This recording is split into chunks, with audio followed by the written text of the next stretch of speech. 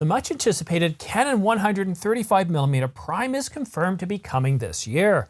Will it be an L series? Will it be a fast, wide open lens? Details coming up. But first, I encourage you to subscribe and choose all notifications so you're kept informed of the latest camera gear, news, and rumors. Coming later this year in November, according to Canon rumors, the much anticipated Canon RF 135mm prime lens will be released as an L series to succeed and update the Canon EF 135mm f2, which has been discontinued, though you can find it used for just under $700. This rumor about the RF 135mm prime is rated as a CR3, and this, according to Canon rumors, means it's a fact, it's confirmed, well, they've got some inside information, so as of today, it's definitely confirmed. So this is what we know about the RF. Well, obviously it's going to be an RF mount lens. It's going to be a 135mm prime. It's going to be an L series. It's going to be USM, but it's not going to be an f2, and it's not going to be an f2.8. It's going to be an f1.8. Now, some of you might be saying, well, wait a minute, I thought we were getting an f1.2 or an f1.4. Well, you see, rumors for a 135mm prime have been all over the place. In fact, if you look at the sheet that I put together a few years ago, you can see how far back this 135mm focal length was discussed. And we initially had it being mentioned back in May the 7th, 2020 as a CR1 from Canon rumors, and that was using a 135mm f1.4, again, USM. So what else do we know about this lens? Well, it's nice to know that we have a time frame that's going to be coming out later this year. It's going to be a 135mm prime for the RF mount. It's going to be USM, and it's going to be an L series. There's no mention whether it's going to be image stabilized or not, and previous rumors had not indicated it was going to be image stabilized either. But the focal length, well, it's not going to be f1.2, it's not going to be f2.0 or even 2.8. It's going to be an f1.8. And if we go back a couple of years, we can see there's so many different rumors about this focal length. We first had it on May the 7th, 2020 as a CR1 from Canon rumors. Again, an L series, a USM 135mm prime, but the aperture this time being a 1.4.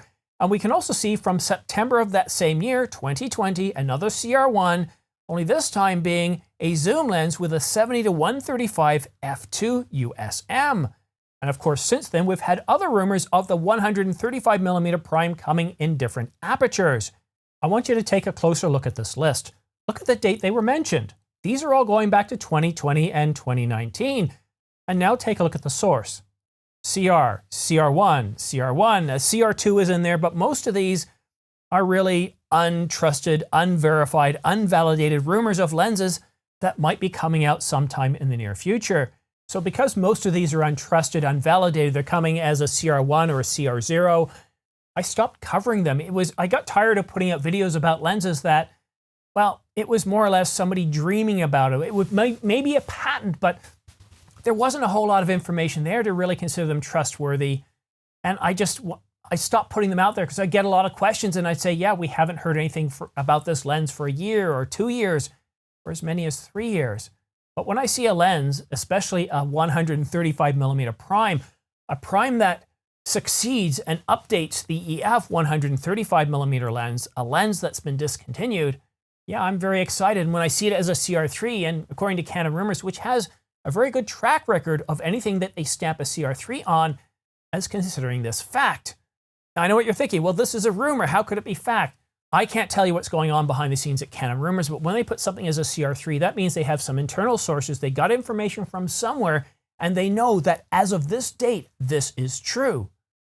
Now, could we potentially get up to October, November, and we don't get this announced? Yes. Things can change between now and then, and while this is on the books right now as being announced later this year, things could happen. Things have happened for the last couple of years to change everything, right? To change dates because of material shortages, parts shortages, resource shortages, shipping issues. It's just all over the place. And just recently, what made headlines is Tesla is in trouble because they're literally bleeding billions of dollars because of the shutdowns in China. So yes, there are a lot of problems. And this 135mm prime, this RF lens, it's a CR3. So bank on it. It's definitely coming. Whether we get it late this year or early into next year, it's definitely on the docket. It's planned to be released. And I think that's really exciting. I love primes. I love zooms too. I appreciate both. But the one thing nice about primes is it's all focused on that single 135 millimeter focal length. There's no shortcuts being taken. There's no compromises being taken. That's the word I was looking for. There's no compromises. It's all focused on that 135 millimeter prime. And the previous EF version of that lens, a truly incredible lens, to be able to shoot, you could easily shoot at f4 and easily blur the background, and to be able to get down to f1.8, I think is truly amazing to be able to shoot wide open like that. It opens up more opportunities in low light. A portrait lens, and yes, a portrait lens, but also for doing street photography, for being able to do street photography where the subject doesn't even know you're there. For photojournalism, that's a really big deal. And so yes, I'm super excited about this 135 millimeter focal length, an f1.8, and I almost said f1.2 there because yes, an f1.2 would be really nice, but still, it's a 135 millimeter prime. It's meant to be shooting outdoors. Sure, you could shoot indoors with it, but I certainly would have trouble in my house. 135 millimeter L series USM. I'm really excited about this one. I haven't published a video in about a week because I've looked at the news and there were some rumored lenses of some new lenses coming to the RF S mount, and I thought, yeah, well, I wasn't too excited and I was kind of relaxing. I was kind of downshifting. We weren't getting a lot of rumors on bodies, and we've had a really busy year. So I thought, you know what? I'm going to take it easy. I'm going to relax. I'm just going to focus on the rest of my life and just, sit back a little bit until I see something that really excites me that I believe is really going to excite you. But that being said, it is looking to shape up to be an interesting summer. We could get a couple of announcements by Canon, although I really suspect the prime time for camera body announcements will be mid-September, the first week, the first Tuesday after everyone goes back to school. I think we'll start to see some announcements, but we're expecting a lot of announcements. At least 3 to 4 cameras by Canon, 2 to 3 cameras by Sony, another Fujifilm XH camera, the XH, I was going to say 2S, the XH2. This is supposed to be the 40 megapixel camera. So really excited to see what's in store there. Who knows, Pentax is making a little bit of noise lately too. So there's an awful lot that's supposed to be coming. I don't know if we're going to get it this summer or not, but I am checking daily, multiple times daily, to see what news comes out. So even if you don't see any news from me for a week or even, heaven forbid, 2 weeks, doesn't mean I've stopped producing content for the channel. It just means I'm waiting for good content. I just don't want to slam you guys with a whole bunch of useless videos that really don't capture the imagination or excitement. I don't want to start, talking about new batteries that might be coming out or, microphones that are just minor updates over previous microphones. I want to cover the stuff that gets you excited, that gets me excited. New camera bodies by Sony, Canon, and Nikon. And yes, Nikon, we're supposed to get a couple of bodies as well. The Z30 to be one of them. And who knows, maybe even the Z8 as well. I'm really curious to see what Nikon does. I think what we're seeing now from Nikon, Canon, and Sony, these 3 companies are really out there. They're really producing. They're really coming up with some incredible lenses and bodies, and they're really competing well against each other. It doesn't mean that Panasonic with the GH6 or the much anticipated refresh of the S series. What about the S1 Mark II, the S1H, the S1R? I'm really excited to see what Panasonic's going to do there too.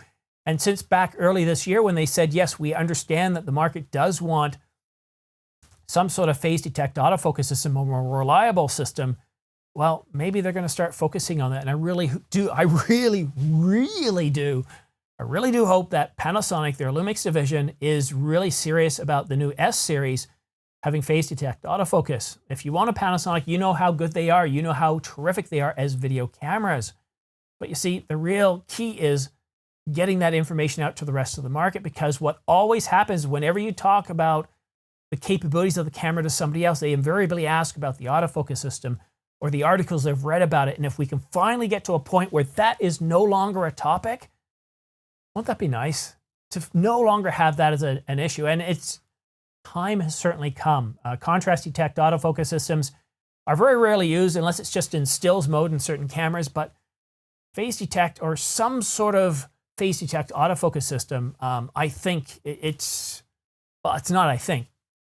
It's what's being done now. Everyone's doing it. The days of depth from defocus, contrast detect autofocus systems are over, and even Panasonic is realizing to the market, yeah, we get it. We understand it's not. I think what was going on is they were prioritizing everything else, and a phase detect autofocus system was way down here instead of up here, and they had enough money and budget and time to focus on these things, and phase detect was always just at the bottom. They had enough time to make it better, to tweak it, but not enough time to put the money and the research and the effort into coming out with a completely new system, which does take an awful lot more time and resources than just updating and tweaking the current system. So I would really love to see something from Panasonic. We're certainly within that time frame that we would expect an update on the S series. Will it be this summer? Will it be this fall? Or will it be in the new year? And that's what we don't know. Panasonic is very good at holding their secrets. Although Sean every now and then likes to go and pick something up somewhere in his room and turn around and show something on his back on his t-shirt, indicating a date or something else. And I think that Panasonic is definitely working very hard at a Mark II for the S series, which should be very interesting. So yeah, an awful lot to cover this year. And yes, I have been slacking off a little bit, and I don't mind that. I enjoy my free time. It's beautiful outside. It's summer here in Canada, and we only really get 2 solid months of summer. And especially since I picked up this guy here, the RF, if you haven't noticed already, that's not the 800mm f11 anymore.